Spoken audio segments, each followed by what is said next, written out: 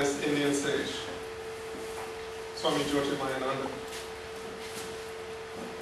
And again, I'm saying not even just this. I'm saying that exactly that a discipline, a teaching that was referred to as kinetic yoga actually existed and was in practice and was developed and was codified.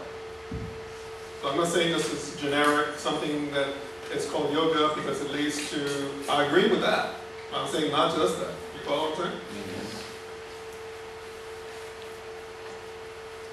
Now, as far as the practice of the postures, remember I told you before that we had not even talked about the practice of postures yet? Mm-hmm. We talked about the idea, the concept, philosophy of yoga, mm-hmm, emerging in the Upanishads.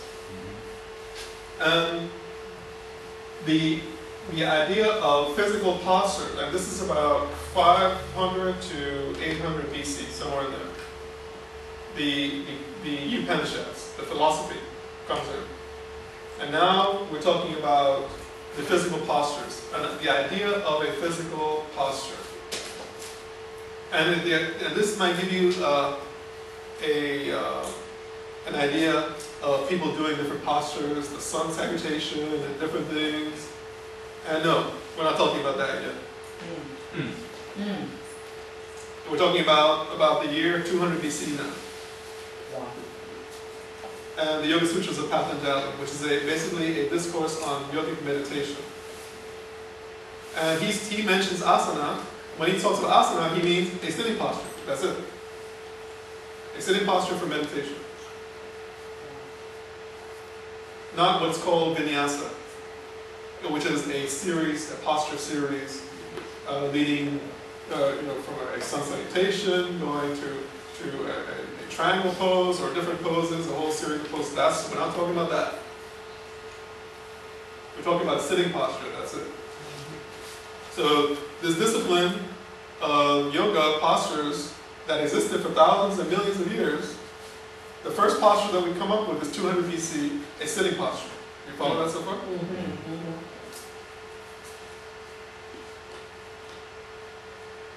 Now, since when was ancient Egyptian society in existence?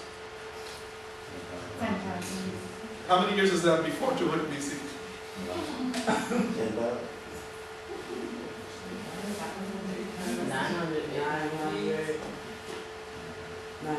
Okay, let's go forward, let's move forward. Does anybody recognize the symbol? Om. Om? Anybody else?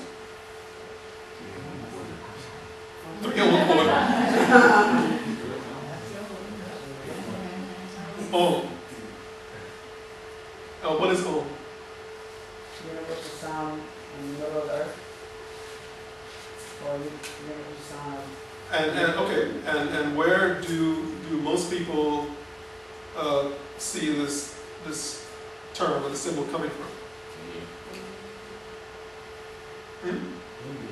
From India.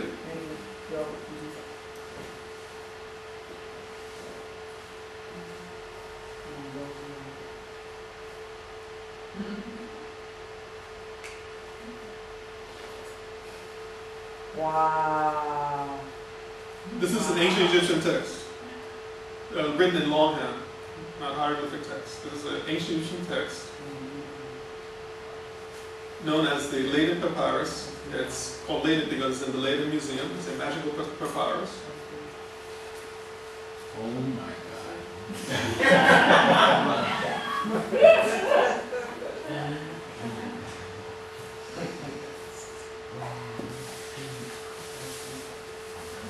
I'm not going to go into details because of time issues and things like that, but I presented this at 2 years ago at the Black Yoga Teachers. Wow. And they were blown away. Wow.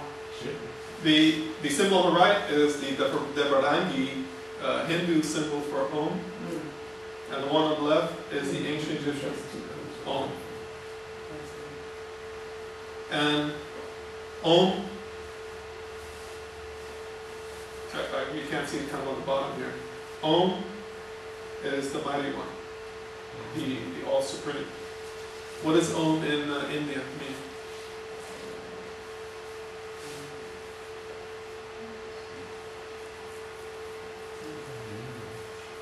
Besides the concept of the universal sound, Om is the name for the supreme, the all-encompassing divinity. It's the same thing. Wow.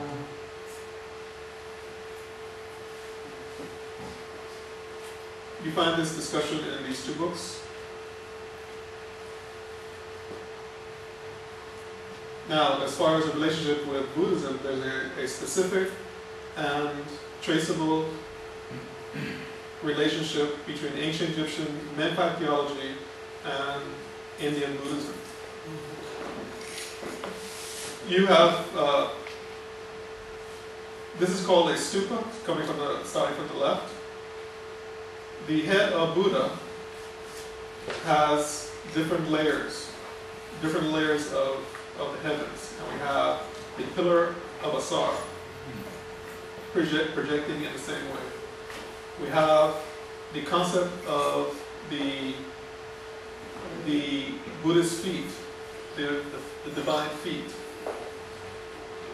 And within those feet, you can see this little symbol here, swastikas. Contrary to the Nazi ideal of swastika, swastika relates to the dual energies of the divine. And this is from an ancient Buddhist icon. And do you see the swastika here? This is a piece of a building from ancient Egypt. These symbols here are the Ankh, the famous Ankhs, the symbol of life, meaning the convergence of the eternity with the cross, the eternity with the temporal, with the limited. And this is the Buddhist Ankhs. And these are the same Ankhs here on the feet.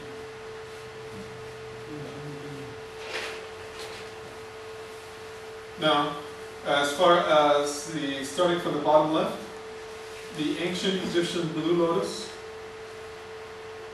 a preeminent symbol of ancient Egyptian religious iconography, the smelling of the lotus as well as the philosophy of the lotus. The lotus is a plant that comes up from the mud and turns towards the sun. In the same way, a human being is to rise up from the physicality of time and space, to turn towards the light, towards the Ra, and to become one.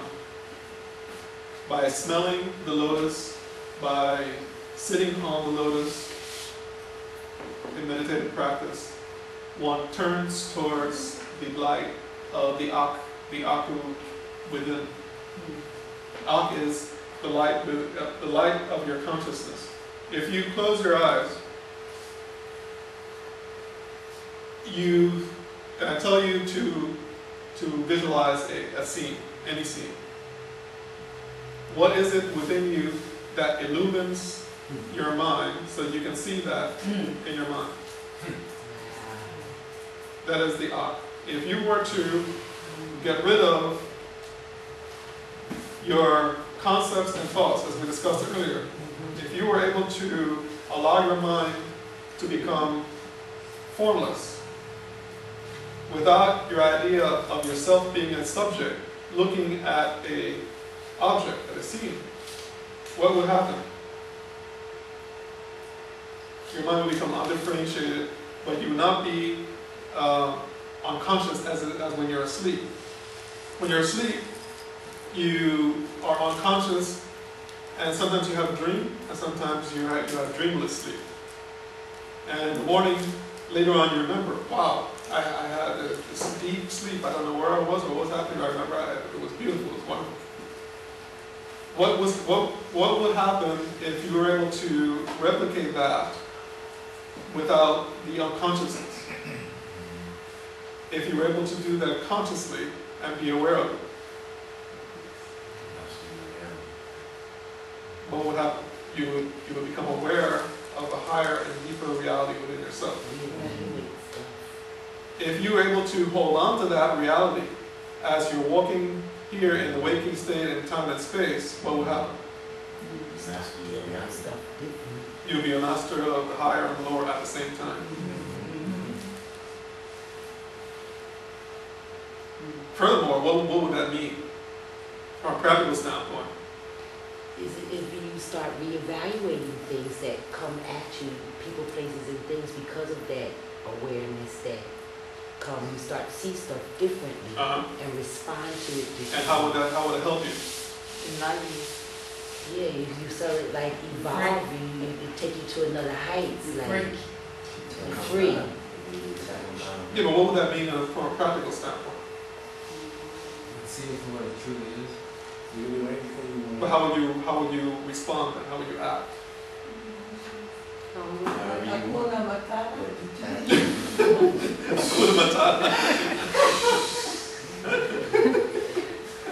What I'm getting at is that, imagine, if you were able to hold the reality in your mind, in yourself, whether you're sleeping, whether you're awake, whether you're here, whether you're with your family, whether you're at work, wherever you may be, that you are the higher self. You are immortal. Nothing anybody can say can hurt you. Nothing can be done against you, things like that. Imagine how you would deal with the world, how you would deal with your friends, how you deal with people who are against you, how you follow. You see, this is what I was talking about last time. The tremendous power that is in there. And you see, because not only that, because you have even more power because now you're not caught up in the pettiness of life. Somebody was supposed to come and pick you up to go to a movie, and so now you missed the movie. Okay, fine. No problem. You're not going to late to them. Like, why are you so late all the time? And why do you do this to me? And why do I have to be with you? And you get caught up in the dramas and the upsetness.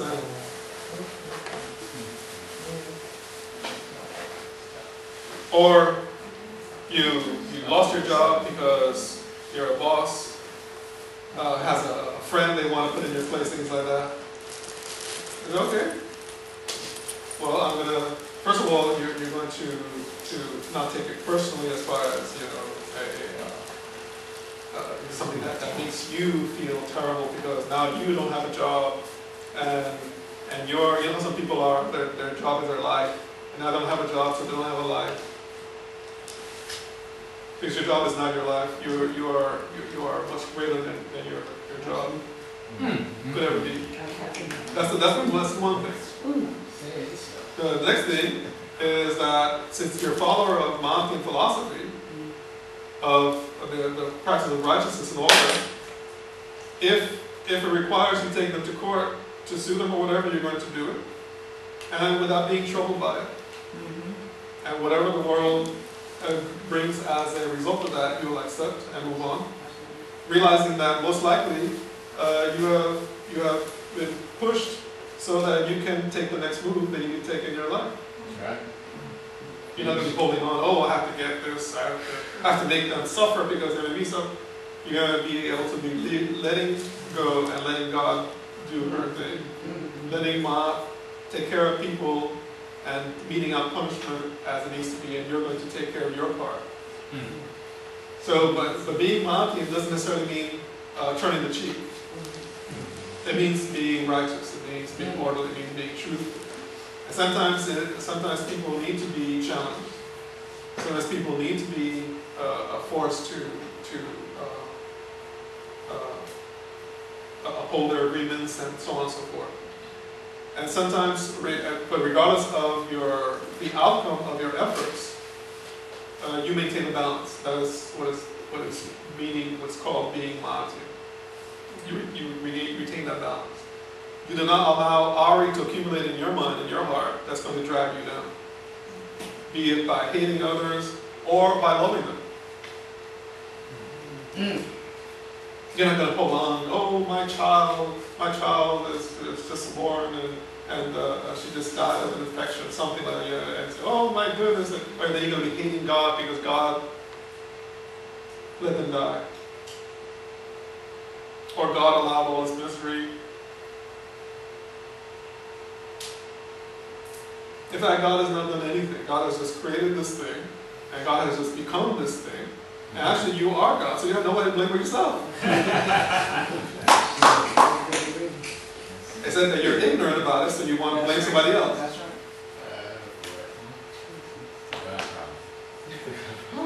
The God problem. Yeah, we want to remove the God problem. That's what this is all about. Anyway, the blue lotus is a plant that specifically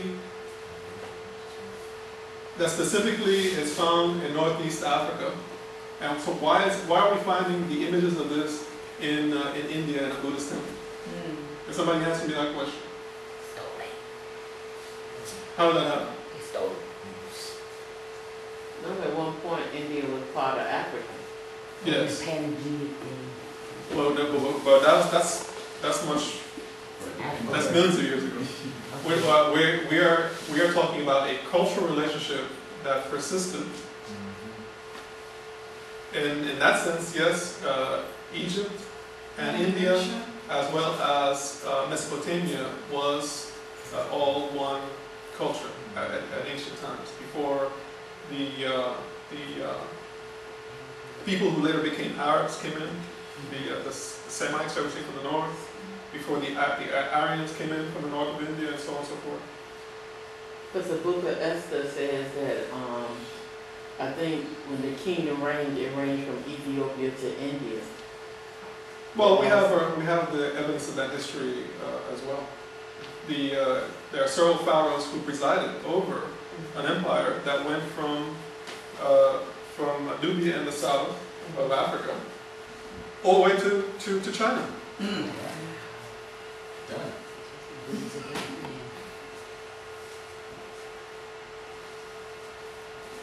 Yeah, we have more images, and let's move on. We're already here. So let's just go very quickly. Now we're coming to the 10th century. Remember that we talked about 200 BC. Now we're coming 1,200 years later. Did you answer that question, or did you want that question to be answered? Which question? About the Buddhist iconography, or the lotus and both?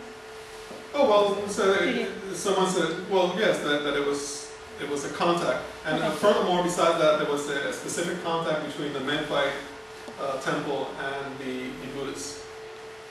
Memphis is a city in the northern part of Egypt, and in ancient times there was a connection, there was a communication between the Buddhists and the Greeks and the Egyptians. But the details are in the book. So now, remember we talked about what was called asana in 200 BC, right? That was the first posture, right? The sitting posture. Now, 1,200 years later, we have something that's specifically called hatha yoga. So now 200 years passed, and we have the so-called Jesus comes in, the Christianity comes in, and now 1,000 years after that, which is about 1,000 and what is it, 10 years ago? We have a concept of what can be called now hatha yoga. What might be loosely compared to what we have now, when you go to a yoga studio and what they're practicing now. Not thousands of years ago, not millions of years ago, 1,010 years ago. And it was by the credit is given to a person called Varaksha. And again, this is EGYPhilosophy presenting this evidence now. So we have to believe it.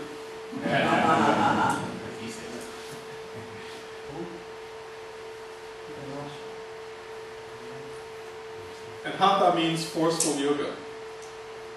It is a yoga that is meant to produce, not just passively allow. It's meant to push something to happen. Is that good? It's not a divine order then. Well, for instance, if it is taken in balance, yes, it is good. Like for instance, if you have a mango tree, you can't force a mango tree. You just plant the mango tree. You can't force it to bloom or to give you fruits in a year. The process. But if you put as much water that it needs, and you put as much good soil, you make sure you get sun, then you're forcing it to produce as soon as possible. Right?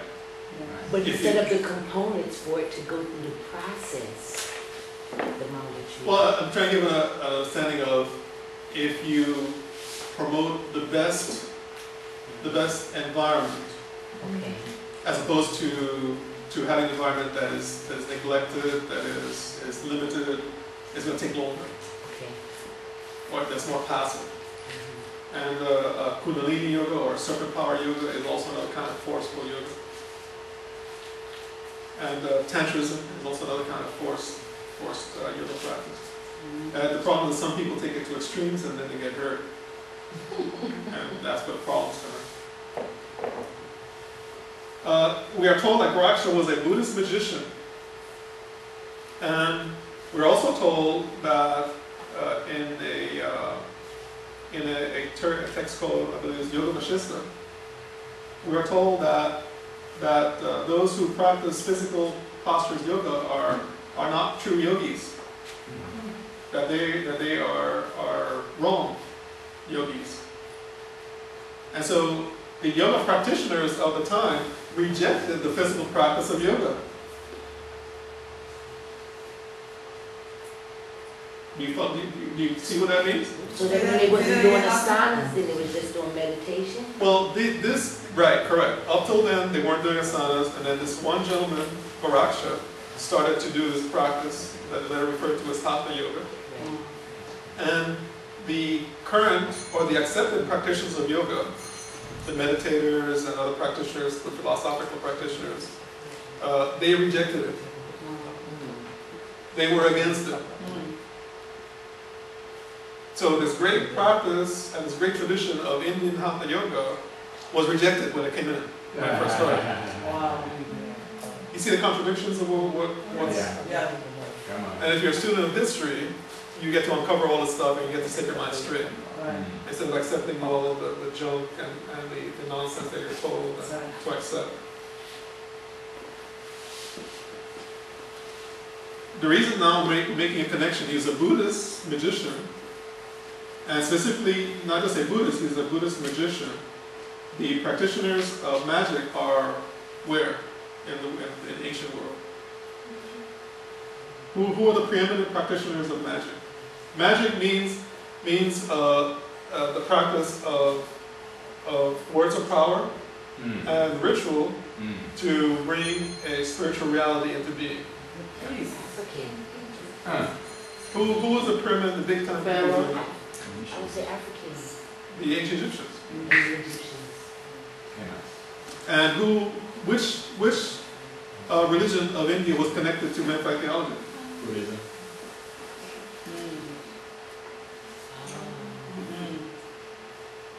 Ouch.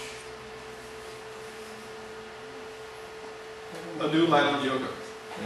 This article appeared in a 1999 yoga journal. In Zen Buddhism, for example, students can chant a lineage of teachers stretching back for centuries, with a Zen master certified by the one preceding. No such unbroken chain transmission exists in Hatha Yoga. Wow. And now this is them admitting it, so we have to. You gotta believe in this, man. But you can uncover this on your own, but here it is very easy to see. In the 20th century, it had almost died out in India. Wow. By the early 20th century, which means the century that just passed, Wow. Hatha Yoga had almost died out. Wow. The popular, wonderful, ancient, glorious Hatha Yoga, nobody wanted it. Until a couple of practitioners brought it back up again, and it came to the West. Yeah. Right. Given this lack of clear historical lineage, how do we know what is traditional in Hatha Yoga? Where did our modern proliferation of poses and practices come from? Are they a 20th century invention?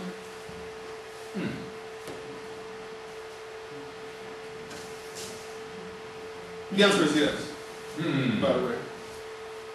Really? there's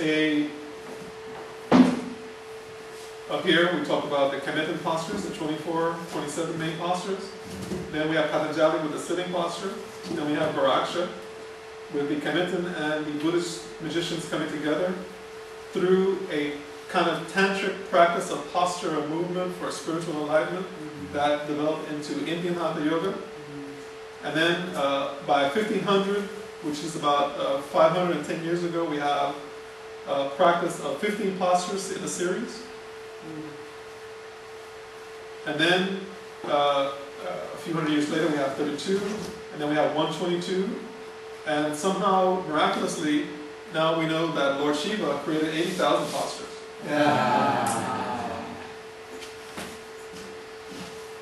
This is something traditional that has this no scripture actually that has this. How does this relate to Tai, when they're doing the Chinese doing Tai Chi, you know, the other? The Tai Chi is a different kind of yogic practice that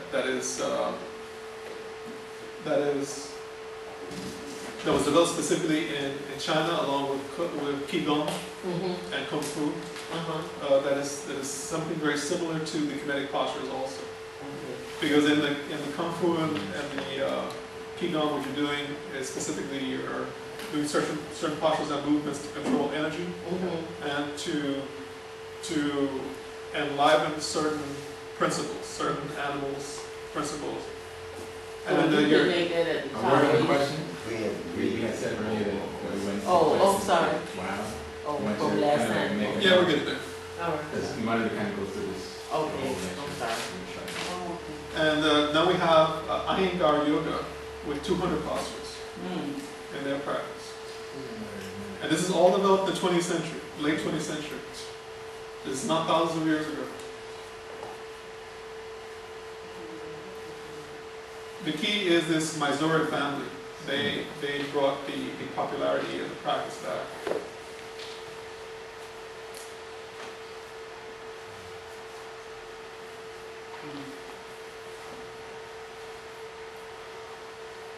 And here is the evidence of that connection with the Buddhists also. Krishnamacharya's first writings, which cited the Sthita Vati as a source, as a particular scripture, also featured vinyasa.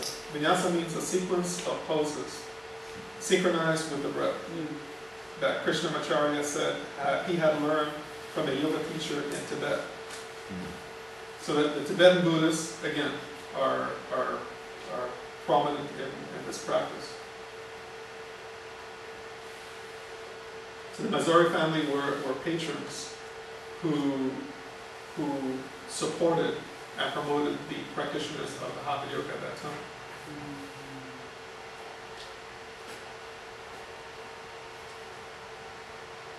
And this is Memphis in ancient Egypt.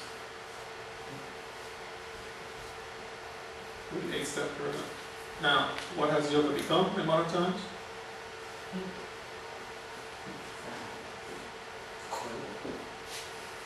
This is another article from the Yoga Journal. A new yoga.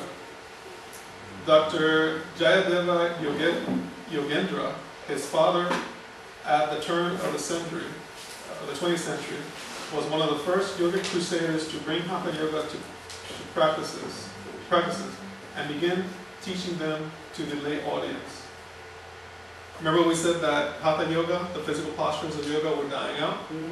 Now in the early 20th century, this person brought it and started teaching it to the lay people, because it was in the mountains, it was, an obscure practice and things like that. Like that person we saw at the beginning, the guy and the pretzel posture and everything like that, that's what it was. And after a certain number of years, he said, when I see what yoga has become in the West, I wish my father had left it with the hermits in the caves. This is his son. Why would he say something like that? Because it has changed from meditation, more not mental, but more physical. Right, it's more of a physical discipline for health, or for like this, I think it was Julia Roberts said that she doesn't want yoga to change her life, she wants to change her butt. And that's the attitude. The philosophy of yoga has been left out. And we have this pseudo-spiritual practice of yoga for health.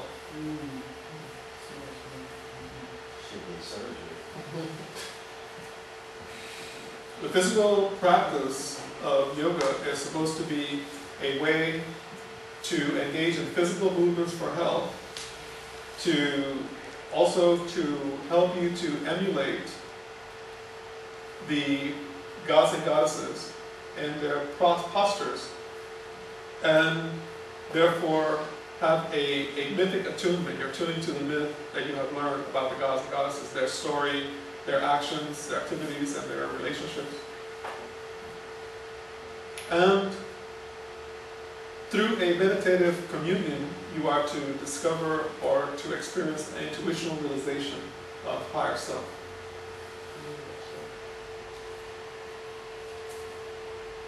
So if the higher perspective of the yoga is missing, your practice of the yoga postures is limited. This is just a picture of our website, so that you can go EGYPhilosophy.com. You can find all kinds of things in there, different writings, free videos, and also some related sites that we have. Is a site especially for the Glorious Life Meditation, some courses that we have at Kennedy University, pictures from previous conferences. We have our main conference every year.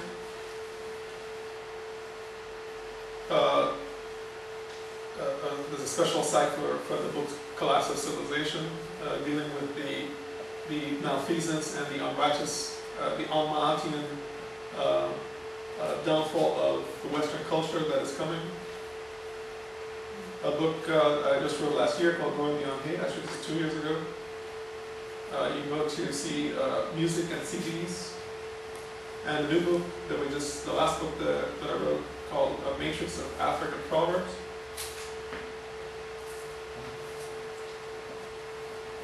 And this is the bookstore where you can go look up things and you can actually purchase them, or you can download videos and music and different things.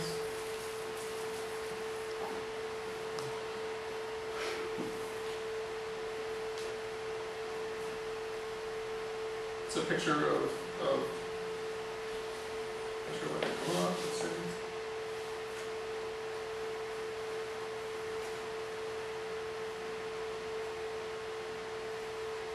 Well, the picture behind is a picture of all the books, which are over 50 now.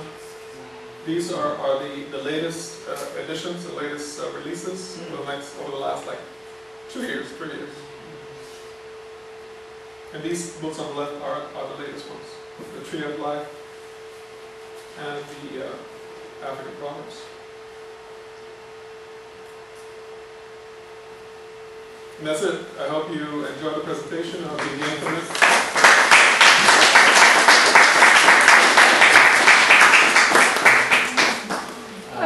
Well, one more thing, as far as the books also, they are also available on Amazon.com. And as you know, many of you know, sometimes you get very good discounts also on Amazon. So you can, go there and check for the books as well for that benefit. All right. Again, I want to say a special thank you to both Seba Ma and Seba Ja for making the trek, and Mom and Uncle for tagging along tonight and being a part of this. And it was indeed an honor. Did you get something from this? Yes. Is it valuable to you? Was it worth the sacrifice? We want, particularly our students, to really understand what you're getting involved in and the level that we really need to be at to really take Kemetic yoga where it needs to be in the world. And I hope this has gone a long way towards doing that. Well, we want to do a couple of things. If you have any questions, we're going to take about maybe just 2 minutes. For a couple of questions. 2 minutes for a question. 2 minutes for questions. You can give us the abbreviated version of it. But let's do that right now, and then we'll ask you about takeaways. Yes. Greetings, Dr. Ashby. Thank you so much for the presentation. My question to you is, how can you recognize and identify your RE so you can cultivate rituals that empower you? Recognize and improve your RE. I think that the best way, or the way that happens, is that when you develop a sensitivity to what is true and what is righteous and what is orderly, and that comes through the study of Maat philosophy. Maat philosophy is the study of what is true, of what is correct, of what is orderly, and then you can engage against that as to what is emerging in your own consciousness. What I mean by that is that when you have a thought, it emerges in your mind from your unconscious. And if you're sensitive, you can develop a kind of awareness, a kind of separation between yourself and your thoughts. So you start saying, you know, this is me, here I am, in essence, and here is a thought. And then you can examine that thought critically before you allow yourself to act on it. You can say, is this a proper thought? Is this a righteous thought? Is this real? Is this unreal? You're not going to be like a person who is ignorant, who operates on automatic consciousness. You know, whatever thought is, I have to go get ice cream. I have to go to the movie. I have to go, because I'm feeling it, I have to do it. I have to have sex right now. Hey, come, let's go to a party. You went through the study of Maat philosophy, you gained a sensitivity and awareness to the thoughts. The thoughts are not you. Most people think that they are. They're having this feeling, this thought, I have a feeling, or I have a desire, so it's me, it's mine, I have to act on it. If I don't act on it, I'm losing, I'm not gaining, I've lost the opportunity, whatever. And when you start seeing that you are separate from your desires, separate from your thoughts, separate from your feelings, you can be completely free from them. So through the study of Maat philosophy and through the practice of the disciplines of Maat philosophy, and really the Divinity in general, but speaking specifically, that's how you become sensitive to your RE, and you can start to work with it and purify it. So what happens with the RE is that RE is a thought and desire, a feeling that comes up. If you, let's say a sports car comes up, a red sports car, and you look at it and say, oh wow, you know, sports car, because it resonates with an RE that you had from years ago when you were younger. You say, oh, I would always like to have a sports car, and that's still there. You see the sports car now, it resonates with your unconscious mind, and it comes up again, oh, I would really like to have it. If you say now, as a student, yeah, hey, you know, this is a thought that I had in the past, it's lodged there, it's interesting, it's coming up in my mind, I can see it, and it's like a cloud, and I let it fly by. If you say, and then you become free from it now. If you say, well, I remember that, I never have, and my husband or my wife is holding me back, and I can't get my sports car because now I have kids and I didn't want them, and they did it to me, and why does, you see how it leads to a progression that leads to a negative feeling and thought process. If you're able to maintain your separation, you're able to maintain it, to keep it at bay, and you're able to manage it, you're able to master it essentially when that happens. Because you can decide whether you want to control your life or not. And it's the saying that emotions are poor masters and good servants. And what that means is that when you have control, you can let emotion be your support and your engine and your power behind your desires. Once you figure out that a desire is righteous and true and worthy, then you can allow yourself to feel the desire for it, allow yourself to feel love for it, allow yourself to feel it's a righteous. It's not going to lead you astray. Okay, like for instance, if you, like there's a lot of ignorant, especially young people around, they find someone fanciful who they like because they're attractive. Although some part of it saying, I shouldn't be with this person, the person's unrighteous, and this and that and the other thing. But you because of your feeling that's clouding your intellect and your will, you perceive. And then you wonder why did I ever get involved with this person? Why did I get her pregnant? Why, the person is upset, so they call the cops on you, whatever. And you shouldn't have done it because it's an unrighteous person. But your desire is overwhelmed because you have so much Ari power. Your Ari has so much. Your negative Ari has so much power over you. It not only compels you, it impels you, and you cannot really control it. And a lot of people like that are in jail because they could not control their impulses. A lot of people got pregnant because of that. Can't control their impulses. But if you can control it, then you can master it and you can be free from it, and you won't be caught up in it. And the way you control it is through meditation? Well, it's really through the practices of the disciplines. The process of the mat. There's really threefold process. You listen to the teaching, you reflect on it, you meditate upon it, Okay. you practice it. I'd like to get a picture of the class. Just to follow up on that, is that because you were talking about some of the mental rule associated with the four paths. What heterodoxy associated again there with that with the feeling, the notion? Yes, specifically the divinity Heteru, the goddess Heteru.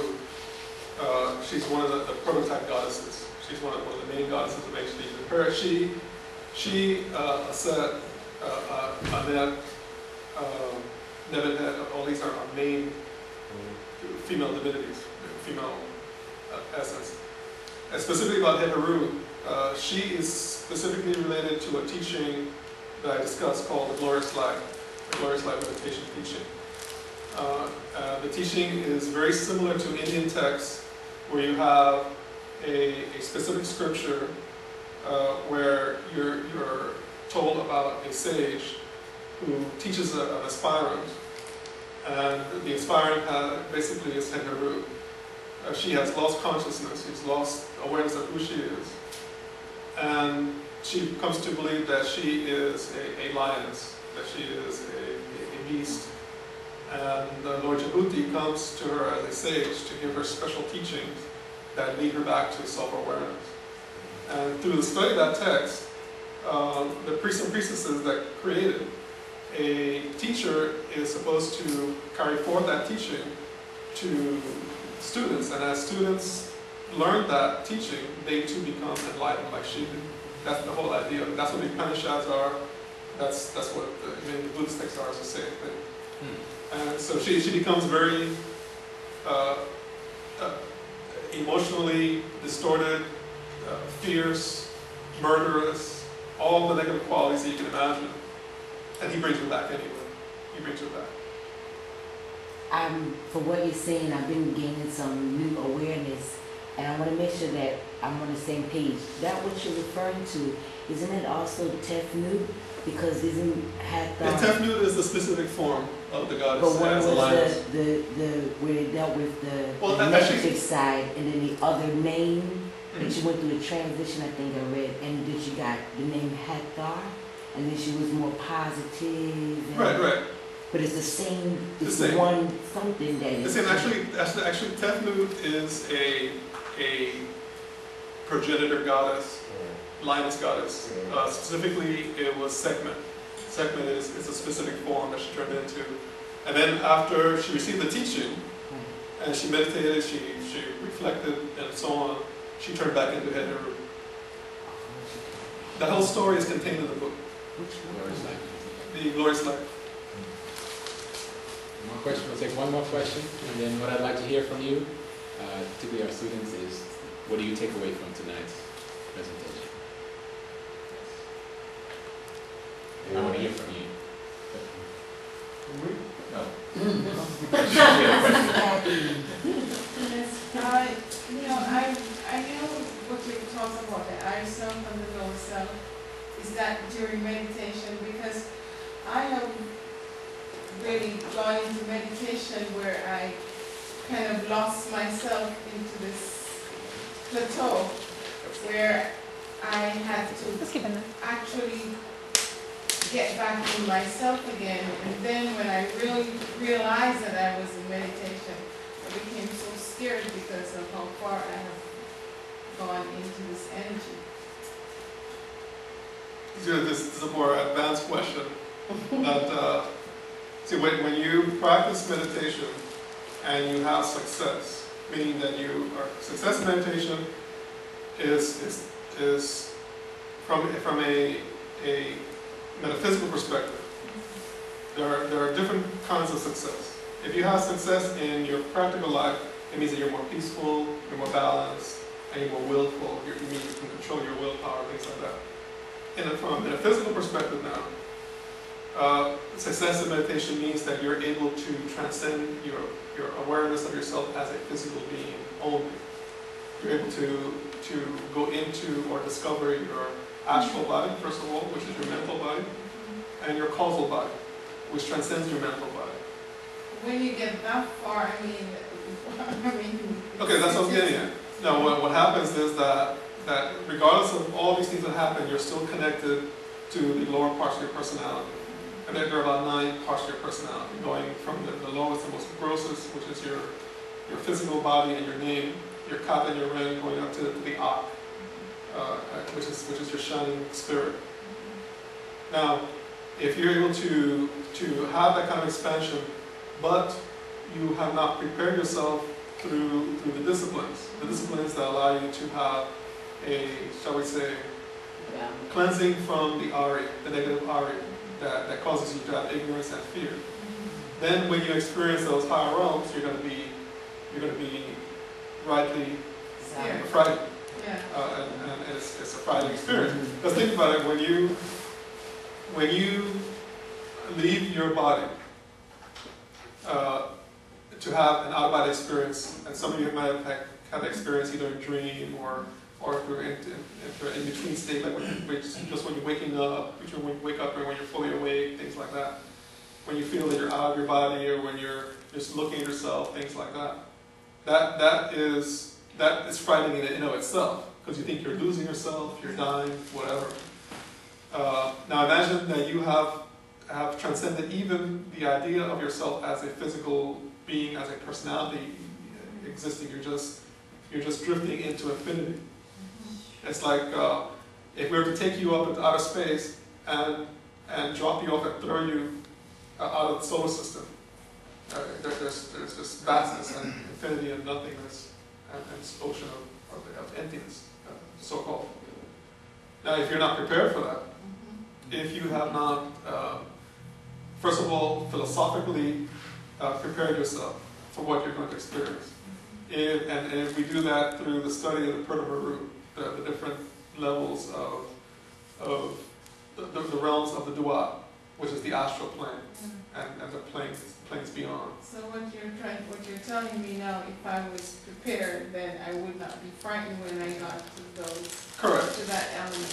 Correct. And sometimes the reason why that happens is that people have held themselves back, and they have not allowed themselves, or they have not promoted spiritual evolution in themselves.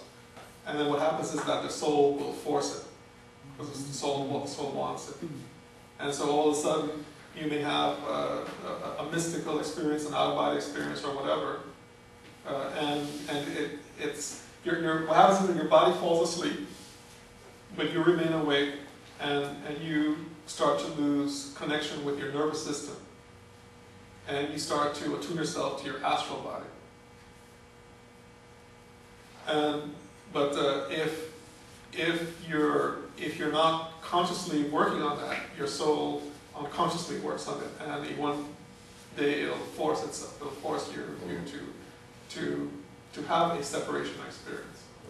And if you're part of a like an orthodox tradition that doesn't believe in those things, or professes that those things are part of a demoniac kind of perspective, then you will be told that those things are not to be pursued. You'll pray against it, and so then there will be a contradiction. So your waking state is going to be working against your unconscious state, and you're going to be developing Ari that is against your spiritual evolution. And so of course you're holding yourself back. And you could cause also psychosis as well, that mental illness. And that's what a lot of people suffer in Orthodox religions. And the fear grips them, and all these things form complexes that are very destructive. Destructive within themselves and express into the society as destruction also. And then sometimes also fear is of not coming back. I guess a lack of understanding of the process of not coming back in the body. What if I have? But you will come back, because the same Ari that when you go to sleep at night, that wakes you up each morning, that the same thing is happening actually. Right. That will bring you back to your body. So, and if your Ari, if it's time for your Ari to for this lifetime is over, then regardless of if you're meditating or if you're in a car or if you're, doing the dishes or whatever, when your Ari is over for this lifetime, it's over. So there should be no fear for that part. Your Ari will bring you back. And then the other aspect of it is that you do go through these phases at night when you sleep in a natural way, and you don't develop fear from that, because we know that sleep is natural, and people look forward to it. Even though you lose consciousness, you have no guarantee that you're going to wake up the next morning. So and you go through the different phases of the dream state is like the negative counterpart of the astral state, and then the deep sleep state is like the higher aspect even than the astral state, getting into the state where you don't have, in the astral state you still have things and objects and you're still identifying with, and then that dissolves. And so the deep sleep state is like getting into that state. Do you see why this brings up your question brings up a good point about the previous lecture that I was here. You see why you cannot really get into some of these higher philosophical, mystical teachings for people who are not prepared. And there's so much groundwork that needs to be prepared and purified so that you can have a proper entry into these things, proper initiation into these things. And that's why I was going to go into some of these things, but I said, no, let's just deal with these things. And then we told them, said, well, we want to deal with this, we want to bring people who are more advanced or more aware, so that we can, and so a lot of the questions that were coming last time, that people who are into that, they need they have to do a lot of work to get to really have a serious entry into this. So that's the one I was going to make. In the 70s, we would drop some acid or mescaline and send people away. But what I want to ask is this. Thank you for sharing. You were speaking about the soul civilization as far as archaeological, geological evidence. As far as which civilization? A period of time where Egypt was in terms of recorded history or archaeology or what have you. So the idea of being a soul civilization, which seems almost like a contradiction in terms. But I'm wondering what evidence is there from that period about the origins of Kush? I mean, knowing that they're the same civilization, and I guess in particular with regards to some of the claims that are made for Maat civilization. How do you That's see that? a good question. It is not part of my main research, because I've concentrated on Kemet.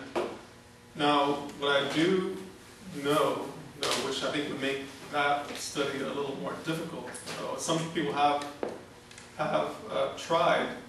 The problem is that we do not have a written record. That's the problem. Most of the written record of Nubia comes from the Kemetic period, which is using the hieroglyphic text, and then later we have later Nubian writings don't relate to that. They don't refer to that. So it's very scant evidence that I know that exists. Although I know some people who do research, but there's not much there because there's not much record. That's the problem. That's really the great thing about Kemet, that we have so much of our record that can be reconstructed. That's the glory of it. So it would be nice to find out. I think that what you would find is that, well, you can't even say that because of that. I was going to bring some other evidence showing the connection between the ancient Egyptians and a pre-Yoruba culture in Nigeria. You showed it. You did show it last time? I think I showed it last time. Did I show you? Yeah, you showed it. Okay. I think. Because it wasn't in the slides I looked at when I was. Did you Colin, show yeah. the It must have been up there in oh, yes. the conference. But that came later. The Yoruba came much later. So I think I think what the only evidence that I've seen conclusively that I think Chekamdiab and others have found or agreed with is that it was found that there was a pharaonic civilization prior to the Kemetic dynastic one anyway. There was a pharaonic civilization in Nubia also, like something like 300 years earlier. But Kemet had a pre-dynastic culture and a dynastic culture. And what I was discussing mostly, going back to 10,000 BC, that was in the pre-dynastic era. So it's a little tough to find the evidence of the dates again because the record. But didn't Nubian travel up to Egypt and then the Egyptians recorded it on their temples? That is recorded, but he's talking about the origins of the Nubians, and that's.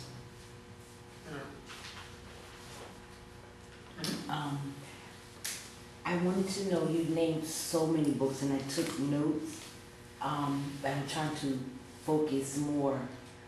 I am a student and I'm pursuing my EDD, and I don't know which one of the books that I could tie in, because my thing that I'm focusing on is social justice, ethical and unethical behavior and decisions. But my focus, my target group is, my community, my people. So I don't know which one of the books, because I'm having an issue right now with one of my philosophy class, Plato. I'm not feeling it. So I don't know, because I wrote down some of the books that you named, but I need one that you think that would be more. Well, what is that you want to focus on? Do you want to focus on ethics and righteousness philosophy? Do you want to focus on the correct history and relationship between the ancient Egyptians and the Greeks? I'm also want to focus on the ethicalness of whatever, I guess. I would suggest the introduction to Maat philosophy. To Maat. And the Matrix of African Proverbs. Those two deal with the ethical philosophy of ancient Egypt, as well as the philosophy through Proverbs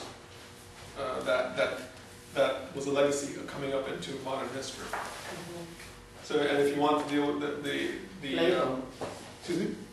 I was going to say, the Plato is from Egypt to Greece. Yeah, from Egypt to Greece. So you can feel that. And also the new title is African Dionysus. Dionysus. Well, Thank you. I want to be citing you in my papers. Yeah. Correct. And the references are all there. Thank you so much. Speaking of Maat and ethics, what's your reading of Malana Karenga's book on Maat? I think it's all right. I think it's I try to go a little further with the Maatian philosophy. I try to approach it the same way as we would approach like Eastern philosophy studies. because usually we in the scholarship, we talk about Western or Eastern, and they forget the Southern philosophy. Of course, the far Western, which is the Native Americans, they have another set of philosophy also. But they usually lump it in with spiritual studies or religion or whatnot. But in my view, Maat philosophy is in every way as comparable to Confucianism. It is comparable to what the Indians call Dhamma or Dharma. It is in every way as powerful, as developed, and as codified as those. So to me, people of African descent they shouldn't just study necessarily African studies, but they shouldn't just study Indian philosophy or Western philosophy or study Nietzsche or Plato or something else. They should be studying African philosophers really Khepri, Asar, Jehuti, the ancient ones, as well as Imhotep and others. But how do you fit within Kemetic eschatology? How do you have a work that actually traces the origins of Maat? As part of that, as part of the originating Great Eight or Great Nine. As part of the originating Great what? The original philosophy. The original principles, the universal I think principles. It seems I think like between Maat came in actually through one of the one of the temples. It seemed like a kind of.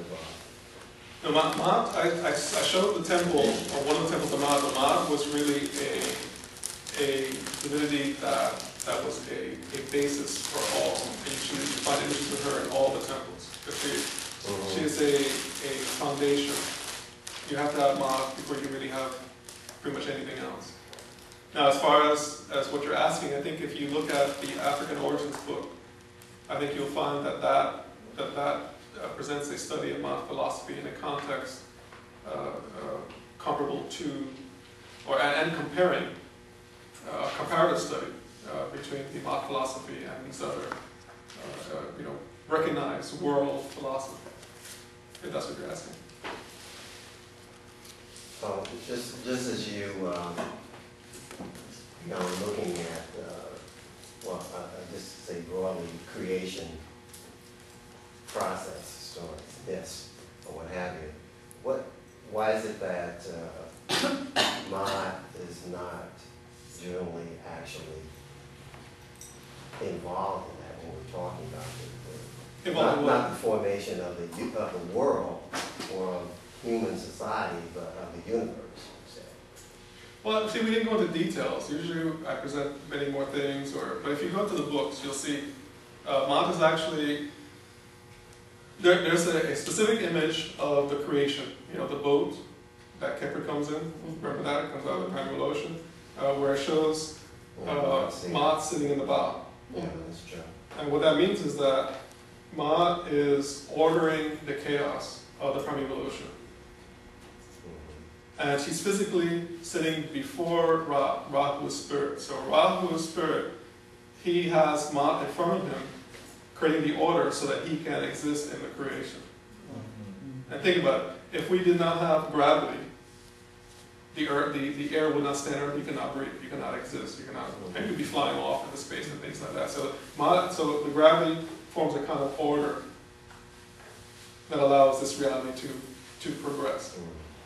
And so there are many things like that Maat is involved with. But that's illuminated primarily in the Anunian cosmology, but not necessarily in some of the others. That may be so, but how does that diminish anything? What does that mean? Well, I'm not saying it diminishes it. Can we, as opposed to getting into okay. What I want to do is use the time. Let me hear from a few of the students on what do you take away from this? Maybe 2 or 3 people. Your takeaways, and I want to hear from you. And then, privately after, you can continue that kind of conversation. Takeaways. Well, Let me say one more thing that I was thinking about. Because he's making a point that I don't really see, because when I'm thinking about it more and more, I think about it like the image of the offering in the Assyrian theology. The offering of Maat is primary, and the Purgaru conception is all based around the judgment of the heart against the feather Maat. These are foundational, and this is a different. The pedestal of Maat that most of the divinities also are positioned on, that stand on. And the pedestal. These are, if you look, you see Maat everywhere. She permeates everything. And that was the point I was getting at. She's like a... substratum. Yeah. And so she's like, you see her more than any other one, or just about it seems like, when you think about it. And that's the emphasis also in It's your glorious. spiritual practice, is that Maat has to be the foundation of your spiritual practice also. Okay. I won't comment. Oh. Takeaways. 1, 2. You want to do a quick first? You want to make a takeaway first? 1, 2, 3. No. I just wanted to say thank you for coming, and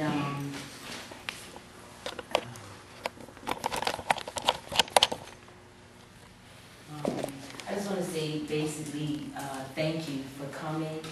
I really appreciate love your energy, and I feel very inspired. And Brother Ankh, you know it's always enough love. I give thanks for because I have been going through some real traumatic things in the last 4 years. And this experience, even though Brother I've been into it for a little minute, I never fully immersed myself until this certification class. And it has changed me like night and day. So I thank you for that. Wonderful. I just, excuse me, I just want to give utterance, and everyone here, just really, we're just so blessed. It's a reason why everyone is here at this time, in this place, and right now. And most importantly, I just want to say thank you, Brother Ashford, for coming and giving us some kind of insight on African religion and also yoga. The thing that I want to take away from you tonight is that, from my understanding, in praying 3 times a day, which is morning, noon, and dusk, when the sun goes down. And pretty much, I'm sure there is some sort of ritual which will give us, which you probably would like to, at least I'd like to hear from you. What would these things you think we should do, before we pray, other than, washing maybe one's face, one's hands and feet, and what else would that be? Well, there is a prescribed morning ritual and afternoon ritual, evening ritual that is given. We have it in the devotional manual. Which also is not here. Well, and I think we have also on the website. A free video you can play, which actually goes through it. Which either you can play it every morning or afternoon or whatever.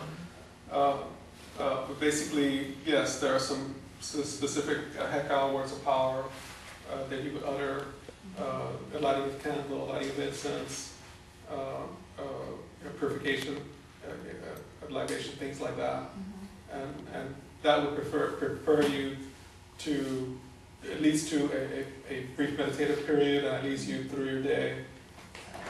And it can be expanded, but that's essentially. Yeah, but let's take, for example, people sometimes who do work, yes, you're free to go on your lunch hour too, but of course there is no way that you could probably be lighting a candle on the job, or maybe in your lunchroom or something, or find a quiet place. What I suggest is what we have suggested, is that you can, one of the ways that you can cope with that is that you can take a few minutes from your lunchtime, 5-10 minutes, and read through the program.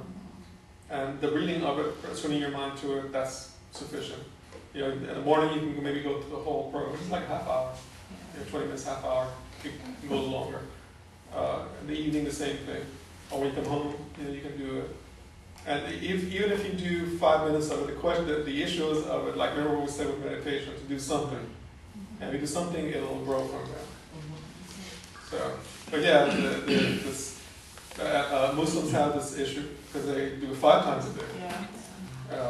But of course, most Jews seem like they have their own businesses, their own things, so they control their time and things. But if you're working for someone, you're not so much in control. But and also you have the idea of bes or image, which means you can visualize it as well too, and that's actually even more powerful in some ways than the actual physical act of it as well too. Well, I think in the beginning it's really helpful to have the props, to have the actual icons and things you can see and go through. But once you have willpower, then by your mental direction, your mental will, you can attune yourself. And then the idea is to ultimately to not just let it be a 3-time attunement. It's really to be perennially attuned. That's really the objective. So it's just to help. It's just to boost your attunement, but eventually you want to be fully attuned all the time. Last takeaway? There were 3 points you made throughout the course that really resonated with me. One was that the tremendous power in us has the ability to transcend the pettiness of life. And this is the significance of using yoga technology to cultivate our reality. Because the time and space reality has a practical aspect that must be dealt with. And when we distance ourselves from our thoughts and treat it as a cloud and let it fly by, I think when you gave that picture of the thought that literally comes into your mind, and when you treat it as a cloud, as you see a cloud that goes by and you can distance yourself from your thoughts, it made me think of as a man thinketh in his heart, so is he. Well, it's more like as a man active on his thoughts, so is he. So That's a good foundation. yes. So let me give you another expansion on that. There was a interview with a inmate at a prison who was taught to meditate, and then after some time of practice, he started crying, asking why he was crying. It's because he says, this is what he said. He says, I didn't up until now I didn't know that the thoughts I had in my mind, I didn't have to act on them. And before, when he was angry at someone, he had to kill him. And this is how people develop in a very egoistic and low-minded way, which is when you're in a low-mind state, you're controlled by your lower self, your lower emotions and your desires. And that's why advertisements work. They control your emotions, your feelings, and they keep you dumb, so you're like sheep. And that's what they want. And those who anything that promotes that is discouraged in the society, in this society. So imagine that this person in jail, this inmate, is really a representative of everyone, because everyone is actually in a jail, a kind of jail. Because some of them are in a high level of confinement, and some are less confinement. But this is actually a jail too.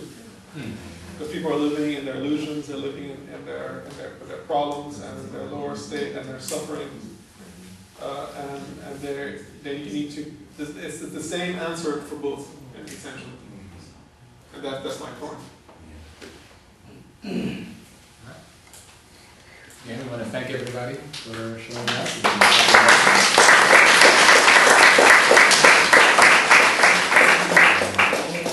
This is going to be a part of perhaps many more to come. Can we get a picture with the students?